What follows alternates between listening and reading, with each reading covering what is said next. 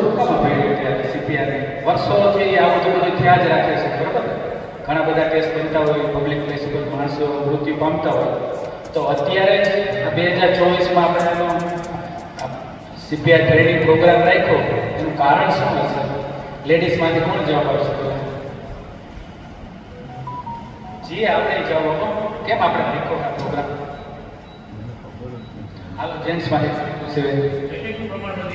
એટેકનું પ્રમાણ વધી, બહુ સરસ. બીજું કાંઈ? હેલ્થ વિશે બહુ અવેરનેસ, બરોબર. બહારનું જમવાનું, તો એટેકનું પ્રમાણ વધી ગયું એનું શું કારણ હશે? બેનોને વધારે ખબર હશે. ટેન્શન, સરસ. પછી ખોટી લાઈફસ્ટાઈલ, પછી કઈ ફૂડ હેબિટ, વાહ વાહ. પછી બોલો બોલો ફટાફટ, ઘણા બધા. ઓવર, ઓકે, બરોબર છે. પછી આઈ થિંક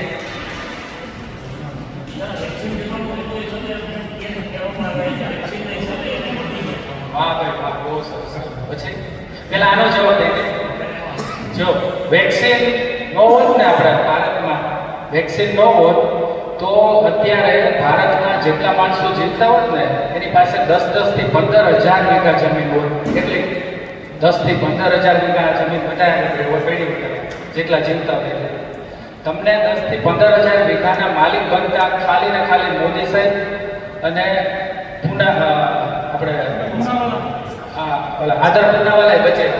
જો વેક્સિન ન આવી હોત તો ખરેખર 15,000 વીઘાના માલિક હોય. વેક્સિન નહોતી, પહેલા ફેઝમાં 1700 ડૉક્ટર એક્સપાયર થઈ ગયા. નર્સિંગ સ્ટાફ તો ઘણા બધા, એની ગણતરી નથી. એમ્બ્યુલન્સવાળા ઘણા બધા, બરાબર. બીજા ફેઝમાં વેક્સિન આવી, બીજો ફેઝ તો બહુ ડેન્જર હતો. પહેલા ફેઝમાં એટલું બધું વાંધો ન હોય, બીજો ફેઝ સૌથી વધારે લિથલ હતો. તો ત્યારે જો ડૉક્ટરો વેક્સિન ન મૂકી હોત ને તો ડૉક્ટર રહેત જ નહીં. ડૉક્ટર ન રહે એટલે ધીમે ધીમે નર્સિંગ સ્ટાફ થઈ ગયા. ડૉક્ટર નર્સિંગ સ્ટાફ થઈ જાય એટલે ટોટલ સિસ્ટમ કોલેપ્સ થઈ ગઈ. તો શું થાય? આપણે ઇન્ડિયામાં 5 કરોડ માણસો તો મરી જ ગયા. સરકારે ભલે ડેટા આપ્યા, બરાબર ને? આપણે જેતપુર તાલુકામાં 5,000 તો ઉતરી ગયા. અને બિહારમાં આપણે તો બહુ પાવરફુલ કહેવાય. ગુજરાત એમાં જેતપુર, છતાં એટલા બધા મોર્ટાલિટી હોય તો બિહારમાં તો વાત જ નથી. ગંગામાં મુર્દાને બધું તરતું તો, બરાબર. ડૉક્ટર બધા વહી ગયા હોય તો શું થાય? પાછો નિયમ આવે, વાવે એની જમીન. જેતપુરમાં જ ખાલી 10-5,000 રૂપિયા માણસો વહીતા હોય, બરાબર ને? બધી જમીન જેને જોતી હોય. સાહેબ એગ્રી હોવ કે શીખા સાહેબ, બરાબર કે નહીં? અને જેને ફેસ કર્યું છે, જેને કોવિડ થયો છે, જે હોસ્પિટલમાં દાખલ થયા છે, એને જ ખબર છે કેટલી તકલીફ હતી. બાકી ગામડા હજી એમ જ છે કે મોદીની ચાલ, બરાબર. જેતપુરમાં એવા કિસ્સા છે કે જે એમ કહેતા કે ભાઈ આ ખોટું વાત છે, કોરોના નથી, કોરોના નથી. એ જ પેશન્ટ મારી હોસ્પિટલે દાખલ થયો હતો, આપણે નામ નથી દેવું, નવાગઢના, અને બચાવ કરતા છેલ્લે કોવિડમાં જ એક્સપાયર થયા, બરાબર. એટલે વેક્સિનથી કાંઈ નથી થયું. કોઈ પણ વેક્સિન હોય ને એ બચાવવા માટે જ હોય, પણ એમાં 1-2% એવા કિસ્સા બનતા હોય કે એમાં આપણે પણ જે વસ્તુથી જીવન જાજુ બચતું હોય આપણે એની બાજુ જવાનું. 1% માટે આપણે એવું ન ગણીએ, બરાબર. અને આપણી વેક્સિન લગભગ આખા વર્લ્ડમાં સૌથી સારામાં સારા રિઝલ્ટ આપ્યા, 80%. અમેરિકન વેક્સિન એટલું બધું થતું નહીં, એ 50% જ ઊભું રહ્યું હતું ખાલી. અને કોઈ પણ ડેથ થતી હોય ને આપણે બહારથી એવું લાગે કે આ છે. કોઈ ચાલુ ઓપરેશનમાં ડેથ થાય તો મોસ્ટ ઓફ સર્જનની ભૂલ હોય એવું ન હોય. 50% બની શકે, 50% તો કંઈક બીજો પ્રોબ્લેમ થવાનો હોય ને થાય. આપણે જેતપુરમાં આજ સવારે એસએમડી ગાલાની છોકરી પહેલી ડિલિવરી હતી, 8મો મહિનો હતો, ઘૂંટાણીયા સમઢિયા સાસરે હતા. મંગળવારે બતાવવા આવ્યા હતા, શ્વાસ ચડી ગયો. રાજ સાહેબ મને સવારથી ઉઠું ને સવારથી 2 વાગ્યાથી 5 વાગ્યા આવ્યું શ્વાસ ચડે. એક ECG કર્યો, એક્સરે કર્યો, સાહેબ રિપોર્ટ કર્યા, CRP કર્યું. પહેલાં એમ લાગ્યું કે માનસિક છે, 8મો મહિનો હાલે છે. પણ દવા લગતા લગતા છેલ્લે એમ કીધું સાહેબ 5 કલાક હાલો, પૈસા જામ તો શ્વાસ ચડી જાય. પછી હું મગજમાં સુઈ ગયું ને ઇકો કરે 10% એ બધું. હવે જો એની ડિલિવરી જેતપુરમાં થઈ હોય ને તો એ તો જે ડૉક્ટર કરે તો બારે ચડી જાય, એવું એક્સપેક્ટ થઈ ગયા છે. ન પછી પેરીપાર્ટમ કાર્ડિયોમાયોપેથી વેન્ટિલેટર ઉપર આવી ગઈ. રાજકોટ, તોય ન પહોંચી. હવે એ પેશન્ટમાં ડિલિવરી થઈ તો શું થાય? આપણે એમ જ થાય કે તમે ભૂલ થઈ ગઈ ડૉક્ટર. એકચ્યુઅલી આવા કારણ હોય છે. એટલે કોઈ પણ વેક્સિન આપણે બચાવ્યા છે, વેક્સિનનો કોઈ વાત નથી. વેક્સિન ન હોત તો બહુ મુશ્કેલી થઈ જાય. પછી કોઈ કારણ આપણે જે રોજ કરીએ પાન ફાકી તમાકુ તૈયારી કાંઈ નથી તકલીફ થતી હે?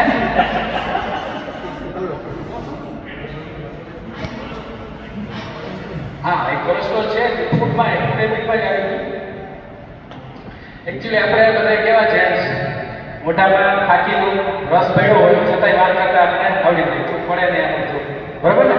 એટલા આપણે ફ્લેવર થઈ ગયા. મોઢામાં ફાકી પીડી હોય ચૂકોઈ ન પડે છતાંય બધું સાઈડમાં રાખીને આપણે પાણી પી લઈ, ચા પી લઈ, એવા બધા આપણે થઈ ગયા ફાકી ખાવામાં. આ બધું લાલ કરવામાં આવે, બરાબર ને સાહેબ? સાહેબને તો બહુ ગમે જ નહીં એના દવાખાને. કોઈ લાલ કરે તો સાહેબ લાલ થઈ જાય. તો એમાં સીપીઆર શીખવું જરૂરી છે. ફાકીને અહીંયા ચડાવ્યું હોય એટલું બધું ન પડ્યું હોય સાઈડમાં, છતાંય ચા પી લેતા હોય એ ઢોરાતી ન હોય તો એક સ્કિલ જ છે, બરાબર? આ સ્કિલ પણ શીખવું જરૂરી છે. આ સીપીઆર એવી વસ્તુ છે, ફોરેનની અંદર આપણે તો જે અંડર ડેવલપિંગ કન્ટ્રી છે, ભારતની અંદર 15 વર્ષથી ઉપરના બધાને આવડતું હોય. બધા જો બાઈડન જેવો બુઢો હે 80 વર્ષનો કોઈ પડી જાય કે સીપીઆર કેમ આપણે એમને આવડતું નથી. એકચ્યુઅલી ડૉક્ટરને ટ્રેન કર્યા હોય પણ આવો બધા ટ્રેન નહોતો. હવે બીજી વાત, આપણે જરૂર શું કામ પડ્યું કે નાની ઉંમરે એટેક આવવા માંડ્યા. કીધું બધાએ સરસ થઈને બધા કારણ નાની ઉંમરે એટેક આવવા માંડ્યા. પણ 25 વર્ષ છોકરા કારણ 30 વર્ષના, બરાબર? ફૂડ છે, આ સ્ટ્રેસ છે, મોટી ઉંમરે આવે 25 વર્ષે શું કારણ હશે? એનું એક કારણ છે કે આપણે ખૂબ બધી મહેનત શેની પાછળ મહેનત કરી આવે અત્યારે? ખાવું મફતમાં મળે તો ખાવું, વધે છે તો ખાવું, નાખી દો તો ખાવું, કોકની કરે તો ખાવું, ભાવે તો ખાવું, ભૂખ લાગી નથી તો ખાવું. એક જ કામ, સતત ખાવું. તે મસ્ત કેરીનો રસ પી મેદુમાં મોટકા ખાઈ બેઠા આઈસ્ક્રીમ આવે પાછા પગે મારી દે. જરૂર છે કે નહીં ખબર નથી, આઈસ્ક્રીમ ખાઈ જાય, બરાબર? ખબર છે કઠે છે બહુ, છતાંય ખાઈ જાય. 20 વર્ષ પહેલા અમારા લોકો હાઈલા છે, બધા હાઈલા છો એક દુકાન નહોતી. અત્યારે 5 મહિના નવી સુગંધા 50 ગ્રામ ખાતા. આજે 20 વર્ષની આપણા છોકરાઓને આપણી મહેનત છે ને ખાવા પાછળ, એનું આ પરિણામ છે. વેક્સિન તો એમાં છે જ. અને જે યંગ એજમાં 25-30 વર્ષમાં જે ડેથ થાય છે ને એમાં મોસ્ટ ઓફ એટેક હોતો નથી. બીજી વાલ્વ્યુલર ડિઝીઝની પ્રોબ્લેમ હોય, આપણા વાલ્વ હોય એમાં કોઈ પ્રોબ્લેમ હોય, પછી જ્યાં કરંટ જતો હોય એના હિસાબે આપણા હાર્ટ ધબકતો હોય એનો પ્રોબ્લેમ હોય, એ જન્મજાત પ્રોબ્લેમ હોય. પણ આપણે કોઈ એનું એસેસમેન્ટ કરાવતા નથી. આપણું 50,000 હોન્ડા ટોપું હોય કે ગાડી હોય 10 લાખની, તો ઘણી વખતે 5,000 આવીને ગેરેજ 5,000 આવીને ગેરેજ. પણ આ કરોડોની બોડીનું કોઈ આપણે એસેસમેન્ટ કરતા નથી. શું કામ? ડૉક્ટરના પૈસા દેવા પડે નહીં, બરાબર? આપણે એટલા કારખાના કરીને મહેનત કરીને એટલું બનાવીને બેઠા પૈસા બનાવે એટલે આપણે નથી. આ 100% સાચું છે. પૈસા આવા માણસ એટલા પૈસા એટલે કાંઈ ન હોય નથી કરવું. પણ હોન્ડા એ છે આ કેદુનું ગાજરું હોય છતાંય આપણે ગેરેજમાં મૂકતા નથી. ખરેખર 35 વર્ષ ઉપર પછી તો હવે દરેક માણસોને ઈસીજી, ટીએમટી, કોલેસ્ટ્રોલ રિપોર્ટ એ બધા કરવા જોઈએ. મોસ્ટ ઓફ ડૉક્ટરના બધા બ્રેન્ડ હોય છે એની પાસે કરવા આપણે વધારે એવું લાગતું હોય છે. અને અત્યારે તો કલ્ચર આવી ગયું છે હેલ્થ ચેકઅપ ન હોય ત્યાંથી બીમારી વધી જશે. હેલ્થ ચેકઅપ કરવા જાઓ કાંઈ બીમારી તમારી વધી હેલ્થ ચેકઅપ એ ચેકઅપ થઈ જશે તો બધું કમાઈ કોણ વાપસ, બરોબર? કરવું જોઈએ, નો ડાઉટ. પણ ડરના હિસાબે નહીં, અવેરનેસ સાથે કરવું જોઈએ. એટલે હજી નાની ઉંમરે એટેક આવે છે. મેઇન કારણ આપણી 20 વર્ષની મહેનત ખાવું આપણે કરી છે ને એના હિસાબે આવે છે. એટલે બીજી વસ્તુ સ્ટ્રેસ થઈ ગયો. ખરેખર એટલો બધો સ્ટ્રેસ થઈ ગયો આપણે કે આપણે કમાઈ છે શું કામ એની પણ આપણે ખબર નથી. અને એક રોબોટ જેવી જિંદગી જીવી છે. તમે જોજો રોબોટ સવારે ઉઠે રોજ રૂટીનમાં સેમ કામ કરે. લેડીઝ એનું સેમ કામ કરે, જેન્ટ્સ એમ કરે. બપોરે ખાઈ લે, પાછું ઉઈ જાય, પાછું ઉઠે, પાછું આમ કરે. સેમ એક મેકેનિકલ લાઈફ જીવી છે કે નહીં? ત્યારે અહીંથી ગાડી ડ્રાઈવ કરતા હોય, અહીંથી તમારે કારખાને જાઓ, લેડીઝને સબ્જી લેવા કે ડ્રેસ લેવા જતા હોય તો એવું લાગે કે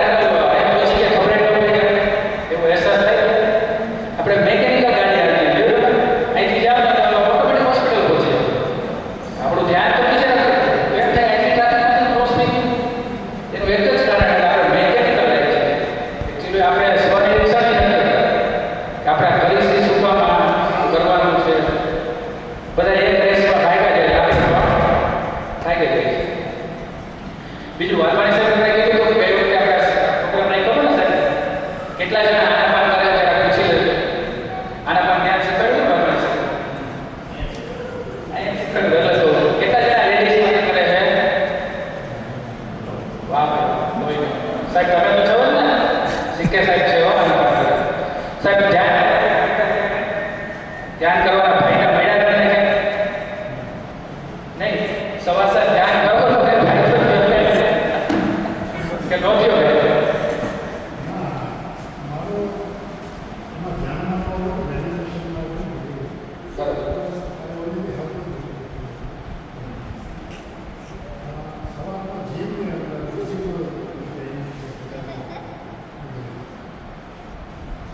સાહેબે જેમ કીધું ફિઝિકલ ટ્રેનિંગ કરી એટલે થઈ જાય. એકચ્યુઅલી આપણે દુઃખી શેનાથી? કોઈ કહેશો ઝડપથી આપણે દુઃખી શેનાથી? આને અહીંયા શું છે? હે માઇન્ડ છે કે મગજ છે? બે છે બરોબર. જો સાહેબ શું કીધું? દુઃખી મગજથી છે. આપણે કરી છે હું બોડીને ફિટ કરી. એકચ્યુઅલી આના 90% માણસોને બોડીથી દુઃખી નથી, માઇન્ડ જ દુઃખી છે. અત્યારે બેઠા હોય કાલો વિચાર કરશે કે બોલો પેમેન્ટ છે ના છે કન્ટેનર કેટલું બોલવું છે શું થાય ના યુટ્યુબ પૂરે આ તે એકચ્યુઅલી આપણે આનાથી દુઃખી છે.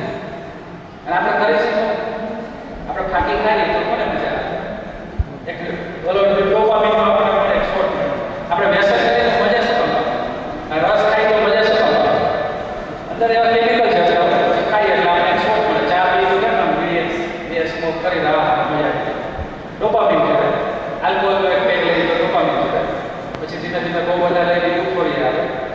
ક્લિક કરવાની આપણે તલબ લઈ આવે. આપણે દુઃખી એકચ્યુઅલી મગજથી નહીં પણ મનથી.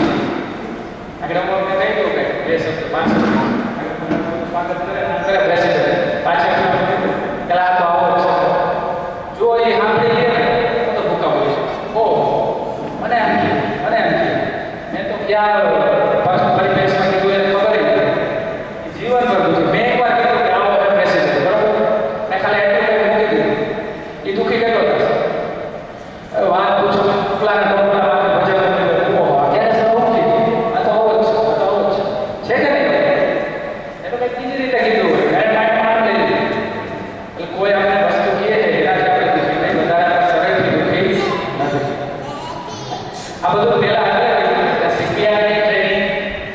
જરૂર પડે લગભગ જીવનમાં જરૂર ન પડે તો બહુ સારું. સીપીઆર આવી રીતના જે પ્રશ્ન થાય છે ક્યાં 70% ઘરમાં અને પબ્લિક પ્લેસમાં થાય. આ પણ જે વસ્તુ થાય 70% પબ્લિક પ્લેસ અને ઘરમાં થાય છે. 10% હોસ્પિટલમાં થાય. હોસ્પિટલમાં થાય તો આપણે કંઈ કરવાનું નથી પણ એ 10% થાય છે. અને 20% પબ્લિક પ્લેસમાં 50% 70% ઘરમાં થાય. બરાબર એટલે આપણે શીખવું જરૂરી છે. આ દેવાથી જો એક કઈ માણસ થાકી જાય ને તો એ તમારા મોઢા ઉપર એના મોઢા ઉપર તો સ્માઈલ આવશે પણ તમારા મોઢા પર ને વાહ આપણે કંઈક કહ્યું. અને આ એવું સ્કિલ છે કારણ કે હવા જવાની જરૂર નથી. આજે આપણે પ્રેક્ટિસ કરશું તો આજે આપણે આવડી જશે. પણ આપણે જોવાનું સ્ટેપ બાય સ્ટેપ કેમ કરવાનું. પછી 4 લેડીઝ 4 જેન્ટ્સ આવે કમ્પલસરી. આપણે અત્યારે તરીકે કરીએ તો કોણ જશે? પેલા 4 લેડીઝ પછી 4 જેન્ટ્સ બરાબર આ રીતે.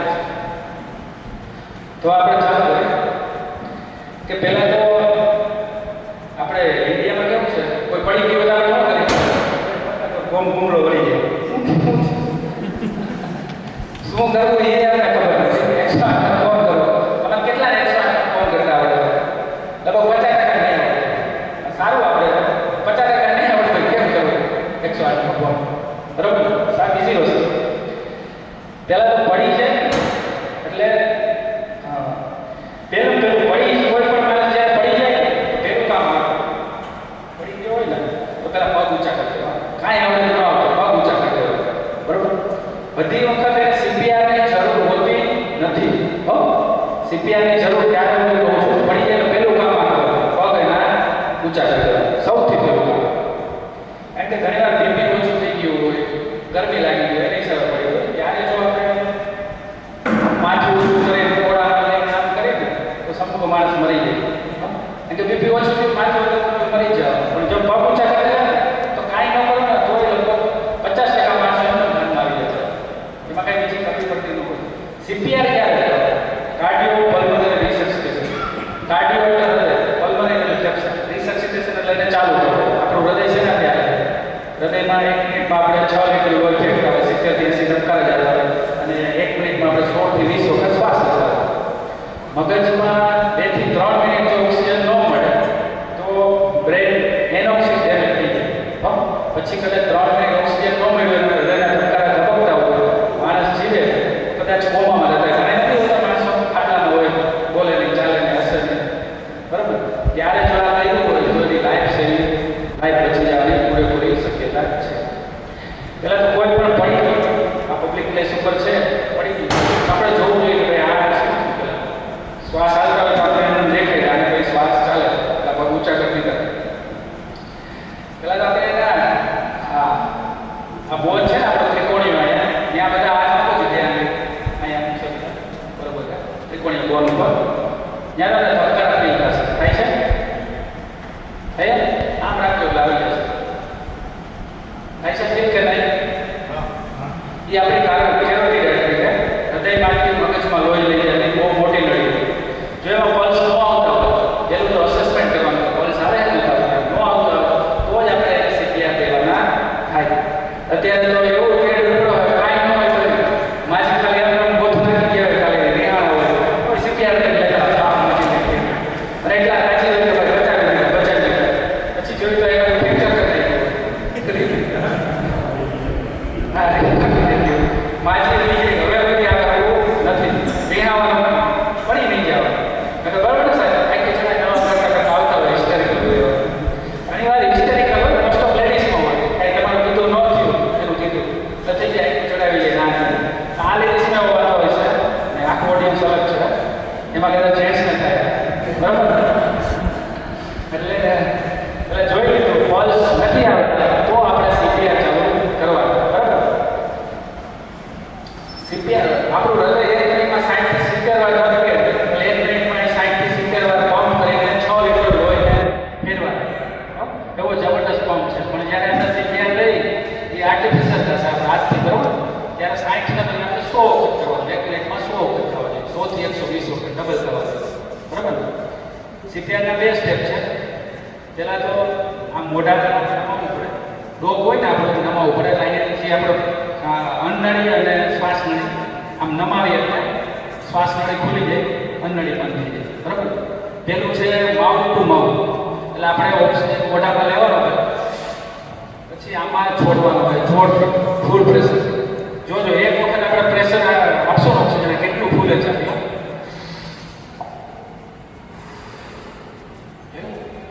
આ એક વખતમાં તમે 1 થી 1.5 લીટર 2 લીટર ઓક્સિજન આપી દો ત્યારે તો આપણી પાસે કશું હોવાનું નથી. પહેલી વાર જ્યારે પબ્લિક પ્લેસમાં માણસ પડી ગયો પગ એક જણે ઊંચા કરી દીધા પછી એક જ વાત પલ્સ જોયા છે આ નથી આવતું તો સીપીઆર આવે છે કે નથી આવતું. હાજર જણા હોય તો એક જણે સીધો 108 માંથી ઇમરજન્સી આજુબાજુમાં જ્યાં હોય ત્યાં ફોન કરી દેવો હોય. કારણ કે સીપીઆર દેવાનું સાયકલ 20-25 મિનિટ ચાલી હતી અને જેને ન આવડતું તો થાકી જાય એવું થઈ જાય. એટલે ઝડપથી ઓલી આપણે 4-5 મિનિટ આપણી પાસે હોય તો આપણે કોઈ મેડિકલ સર્વિસ આવી જાય ડૉક્ટર આવી જાય તો એ પછી આપણું ટેકઓવર કરી દે. 2 જણા હોય તો શું કરે? એક જણો માઉથ ટુ માઉથ આપે